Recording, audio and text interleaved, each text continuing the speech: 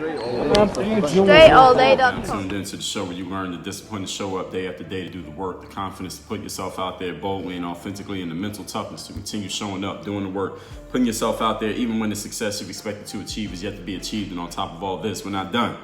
You need a huge dose of personal initiative, which is the go-getter energy that moves anyone out there, him and her too, to go and make things happen instead of waiting for things to happen. We put all this together in one bundle, one package, one mindset, one method, with one philosophy, one show. This masterclass here that is known as Work on Your Game. My name is Dre Baldwin, also known as Dre All Day. Congratulate yourself on being here. Welcome to the show. Today's topic: is it worth it to try and make someone else better? Is that something that you should actually try to do? Should you try to make other people better?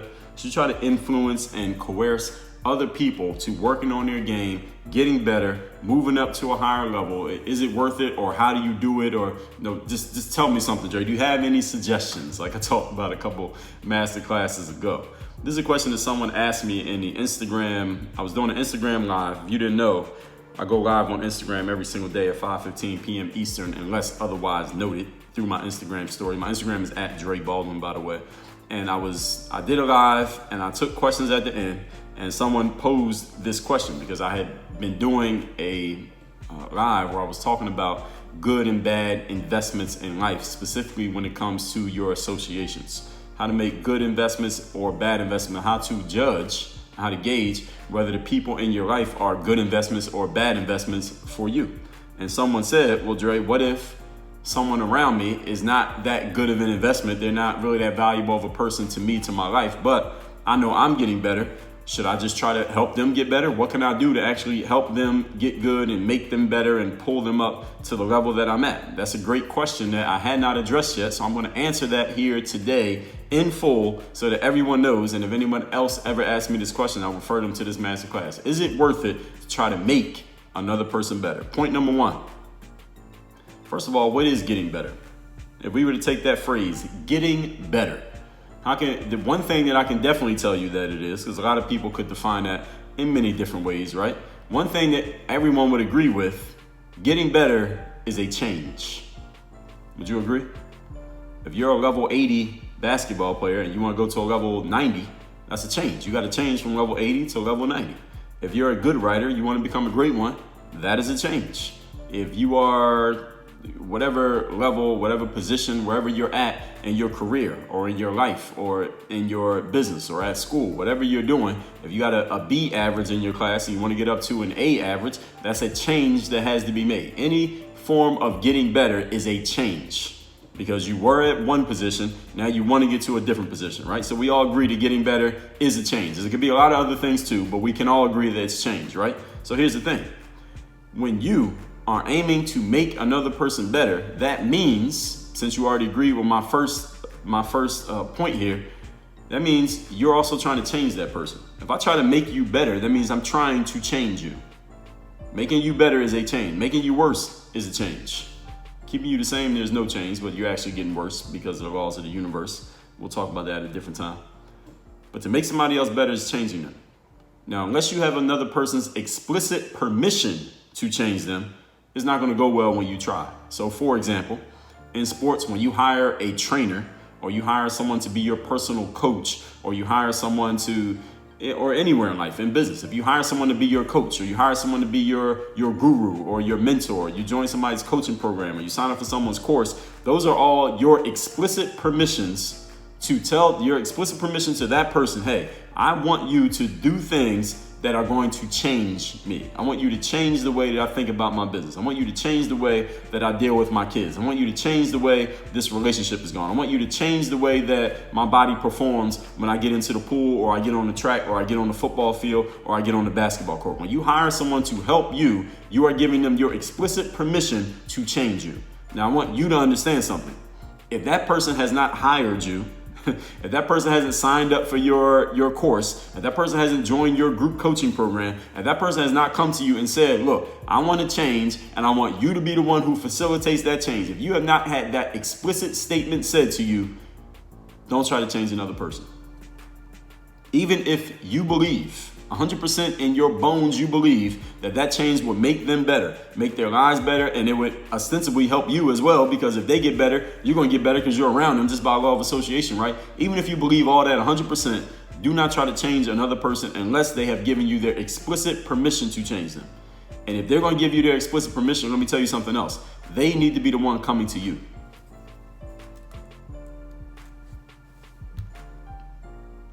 Now, anytime that I pause here on this show, it's not because the mic stopped working or anything went wrong. It's because I'm letting that thought sink in. If you're going to change another person, not only do you have to have their explicit permission, they need to be the one who came to you with the idea in the first place. If you go to them and say, all right, here's how you're going to change and here's what we're going to do, even if they agree to it, they're not really agreeing to it. They're just agreeing to it because maybe you just have the gift of gab and you're a good speaker, or they just don't want to argue with you, or they're just trying to let you say what you got to say so you can shut up and they can go back to doing what they were doing. If they're not coming to you asking for you to help them change, they don't really want to change. So don't try to force it on them. It won't work. Even if you think it's working, it's not going to work. Even if you think you have a perfect plan, it's not going to work. Even if you had them do the exact same thing that you did to get better, it's not going to work. Why? Because they don't want it to work. When you aim to make someone better, you are trying to change them. Do you want somebody to try to change you? No, you don't, right? Because if you actually want to change, you'll go find a person who can help and you'll ask them, hey, I want to change in this way. Can you help? Usually, if you ask somebody that, almost always they'll say yes. Very rarely have I heard anybody say, hey, I want to change. Can you help me? And somebody says, no, I don't want to help you change. And if they do say no, go ask another person. I guarantee the second person will say yes. If you ask two people, one of them is going to say yes, guaranteed. Unless you have explicit permission, it will not go well trying to change another person. It is a bad idea / waste of time / something that wise people do not waste time with. All right, it's all three. All right, trying to change another person is not only is a bad idea, it's also a waste of your time and their time, and it's something that smart people would never do.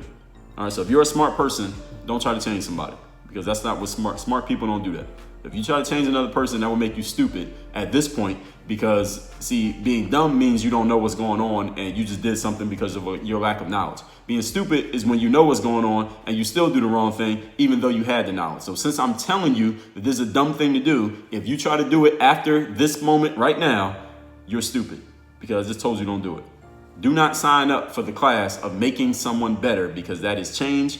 And the great Jim Rohn famously said this: I would not sign up for that class of why other people don't want to get better, why other people don't want to change. That's not the topic here today. All right. Some people just want to be who they want to be. It's not your job to figure it out.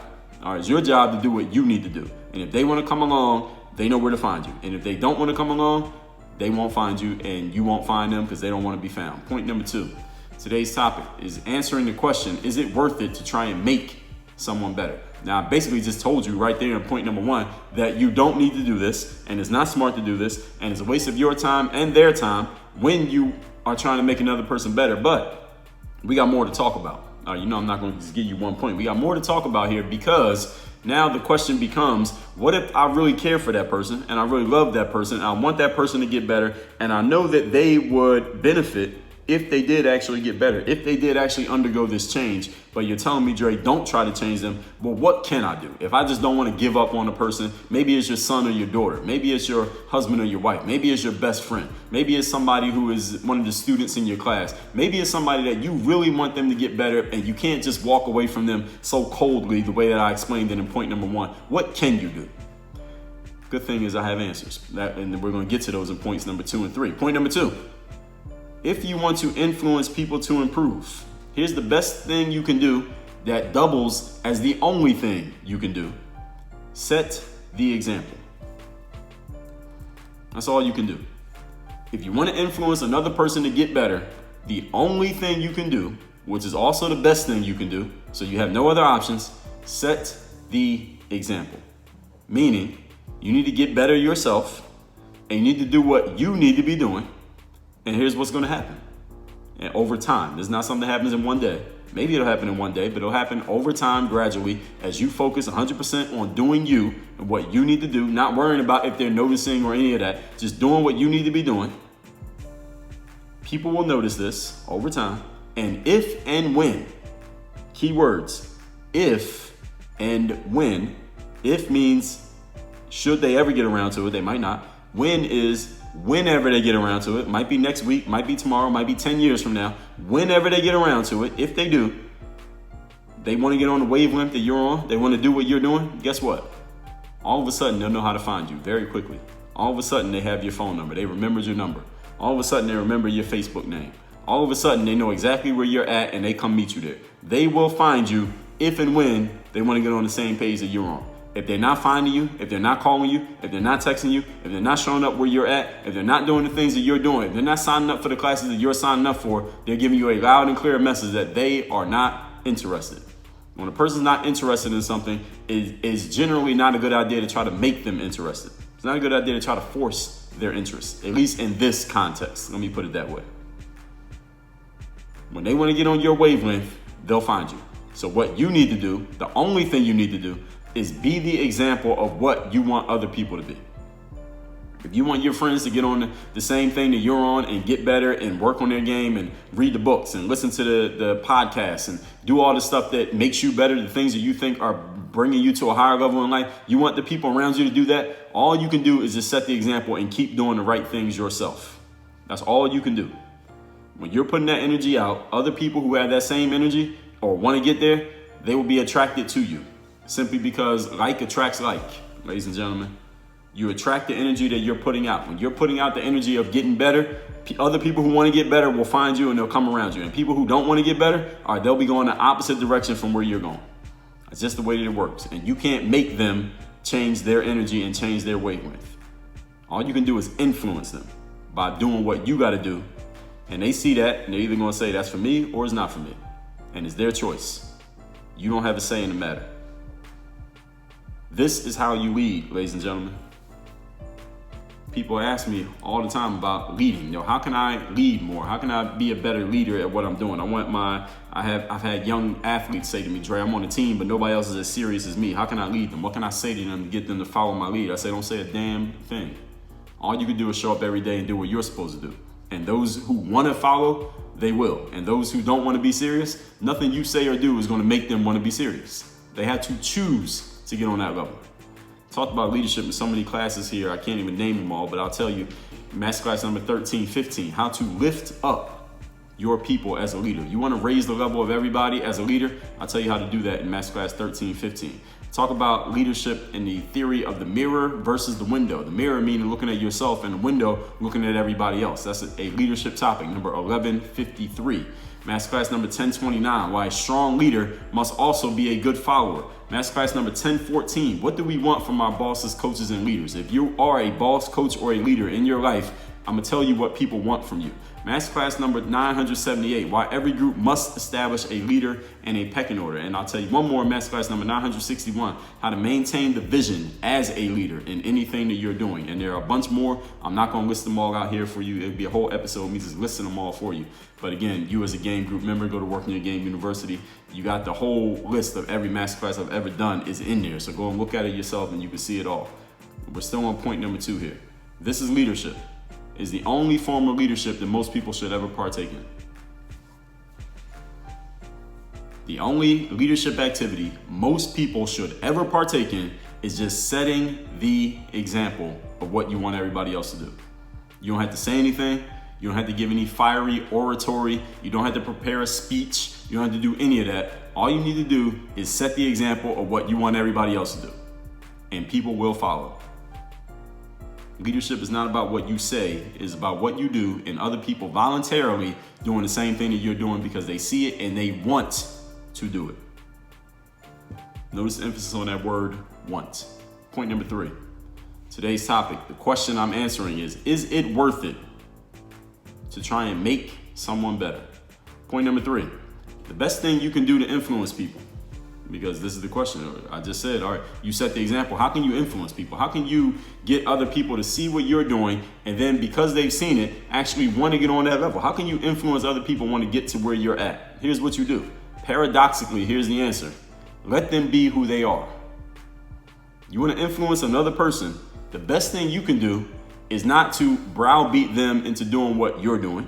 It's not to tell them that what they're doing is wrong. It's not to scoff at them and turn your nose up at them because they're not doing what you're doing. It's not getting mad at them and having negative energy towards them because they're doing some loser shit that's going to make them not get anywhere. It's not to start playing the Work on Your Game show while they're in the car with you so that they can hear the things that you want them to hear. It's none of that. That's not the way that you're going to influence another person. All those things will push them away. Let me tell you what will draw other people towards you. And this can be on any subject. You want to draw other people towards you. The best thing you can do is to let them be who they are. Accept them as they are, flaws and all. Accept them as they are, even though they're not serious, even though they're not working on their game, even though they don't seem to be trying to get better, even though they're wasting their opportunity of life, even though they're making a lot of bad investments. If you want someone to be interested in influenced by you, the best thing you can do is to let them be exactly who they are, even if you think who they are is completely wrong. Let them be who they are. As the saying goes, you catch more flies with honey than you do with salt.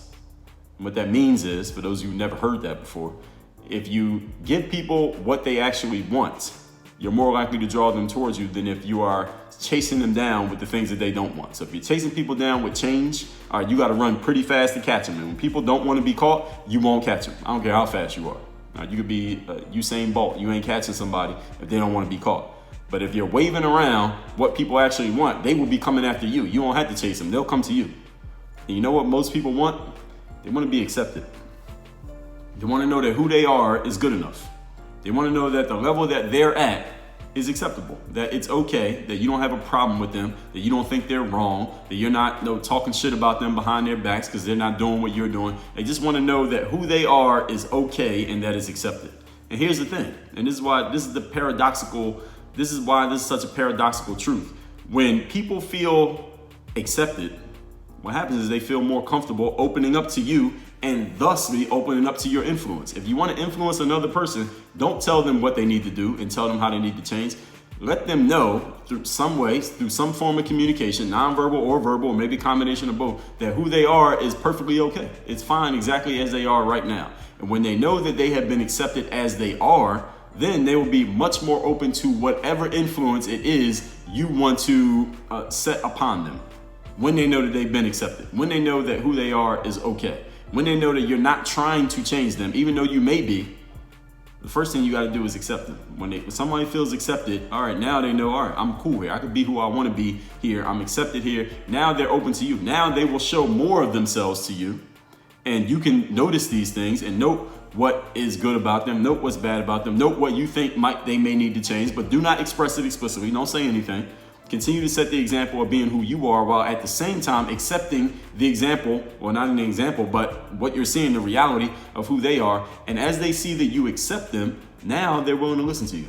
Now they may start asking you questions. Now they may start getting curious and wondering, hey, why do you do that? Why are you reading that? Why are you listening to that? What did you do to get to that level? Now they're open to you. Now the things that you say, they're actually listening because they've been accepted. Nobody wants to hear something from someone whose first and only interaction with them is telling them why what they're doing, what they're thinking, what they represent, what they believe in is wrong. All right, that doesn't work. Has anybody ever did it to you? Did you like it? Did you accept it? Anyone who's listening to this, maybe you grew up with a parent or a teacher or a religious leader or somebody in your neighborhood, maybe a brother or a sister or some family member who just seemed to always have some criticism for you, always something negative for you. It didn't seem they accepted you as you were. Therefore, you weren't really trying to listen to anything they were saying, even though they were talking all the time. Anybody ever been around this type of person? I'm sure somebody who's listening to me knows exactly what I'm talking about. Actually, I think everyone listening to me can think of at least one person who fits that description. They were always talking, always had something to say towards or about you, but they never seemed to accept you as you were. Therefore, you rejected everything that they said, even though what they said may have been perfectly correct, logically accurate. You didn't accept any of it because they didn't accept you. When you accept people, they will be open to you.